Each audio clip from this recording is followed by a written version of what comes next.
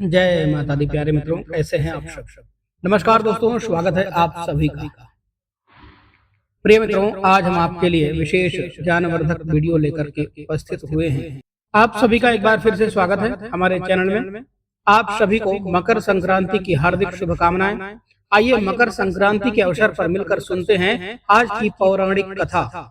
हिंदू धर्म में शायद ही कोई ऐसा त्योहार होगा जिससे जुड़ी कोई पौराणिक कथा या कहानी ना हो। बात मकर संक्रांति पर्व की करें तो इससे भी कई जुड़ी कहानियां प्रचलित हैं।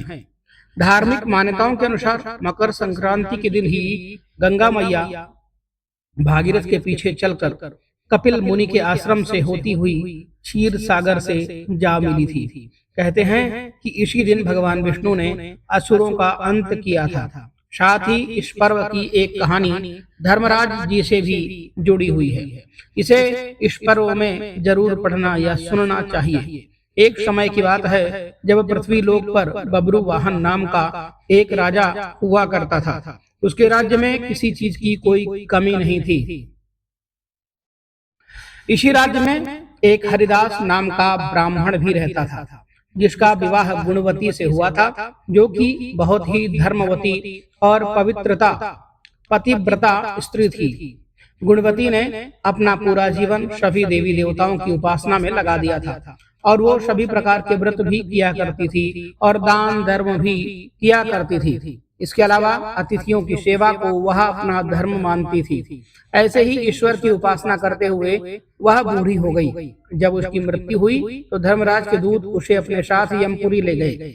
यमलोक में एक सुंदर सिंहासन पर यम यानी धर्मराज विराजमान थे और उनके पास चित्रगुप्त भी बैठे हुए थे। चित्रगुप्त जब धर्मराज को प्राणियों का लेखा जोखा सुना रहे थे, तभी यमदूत गुणवती को लेकर पहुंचे। गुणवती यमराज को देखकर थोड़ी भयभीत हुई और मुंह नीचे करके खड़ी हो गई। फिर चित्रगुप्त ने गुणवती का ब्यौरा निकाला और उसके बारे में धर्मराज जी को बताया। धर्मराज जी ने गुणवती का पूरा ब्यौरा देखा और वो प्रसन्न हुए, लेकिन फिर भी उनके मुख पर थोड़ी सी उदासी छाई हुई थी।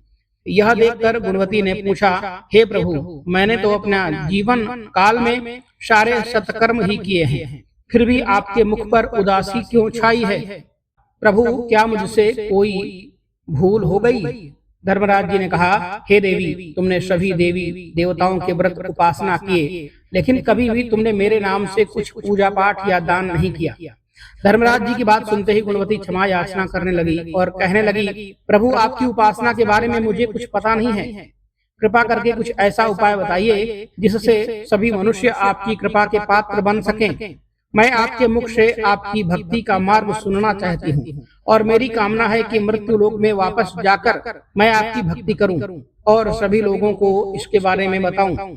धर्मराज जी ने कहा, जिस दिन सूर्यदेव उत्तरायण में प्रवेश करते हैं, यानी कि मकर संक्रांति के दिन मेरी पूजा शुरू करनी चाहिए और उसी दिन से लेकर पूरे एक साल तक मेरी पूजा करते हुए यह कथा सुननी चाहिए। साथ ही मेरी पूजा करने वाले व्यक्ति को धर्म के इन 10 नियमों का पालन अवश्य करना चाहिए। पहला नियम धीरज रखना यानी संतुष्ट रहना। दूसरा नियम अपने मन को वश में रखना और सभी को क्षमा करना। तीसरा नियम किसी प्रकार का दुष्कर्म नहीं करना। चौथा नियम मानसिक और शारीरिक शुद्धि का ध्यान रखना। पांचवा नियम अपनी इंद्रियों को अपने वश में रखना। छठा नियम बुरे विचारों को अपने मन में ना लाना। सातवां नियम पूजा पाठ और दान पुण्य करना। आठवां नियम व्रत करना और व्रत की कहानी सुनना। नौवां नियम सच बोलना और सभी से अच्छा व्यवहार करना। 10वां नियम क्रोध ना करना। धर्म के इन सभी लक्षणों का पालन करते हुए एक साल तक मेरी कथा नियम से सुने, दान पुण्य और परोपकार के काम करे और अगली मकर संक्रांति पर इस व्रत का उद्यापन करे। इसके बाद मेरी एक मूर्ति बनाकर विधि विधान से प्राण प्रतिष्ठा करवाकर हवन पूजन करे और साथ ही चित्रगुप्त की भी पूजा करे और काले तिल के लड्डू का भोग लगाए। इसके बाद ब्राह्मण भोज करवाए और बांस की एक टोकरी में 5 सेर अनाज का दान करे। साथ ही किसी जरूरतमंद व्यक्ति को गद्दा, तकिया, कंबल, छप्पन, लोटा और वस्त्र आदि का दान करे। संभव हो तो गौदान भी अवश्य करें। धर्मराज जी से व्रत की पूरी कथा सुनकर गुणवती ने पुनः धर्मराज जी से प्रार्थना की, हे प्रभु मुझे फिर से मृत्यु लोक जाने दीजिए, जिससे मैं आपका व्रत कर सकूं और साथ ही इस व्रत का प्रचार दूसरे लोकों में भी कर सकूं। इस पर यमराज ने गुणवती को धरती लोक पर वापस भेज दिया। धरती पर वापस आकर गुणवती ने धर्मराज जी के द्वारा बताए गए इस व्रत के बारे में अपने पति को बताया। मकर संक्रांति आते ही गुणवती और उसके पति ने यह व्रत शुरू किया। इस व्रत के प्रभाव से उन पर धर्मराज जी की कृपा हुई और उन्हें मोक्ष की प्राप्ति हुई। तो यह थी आज की कथा। आपको यह कथा कैसी लगी कमेंट करके जरूर बताइएगा। कथा अच्छी लगी हो तो लाइक जरूर करें और इस वीडियो को औरों के साथ में भी शेयर करें। और अभी तक यदि आपने हमारे चैनल को सब्सक्राइब नहीं किया है तो चैनल को भी सब्सक्राइब जरूर करें। धन्यवाद। हर हर महादेव।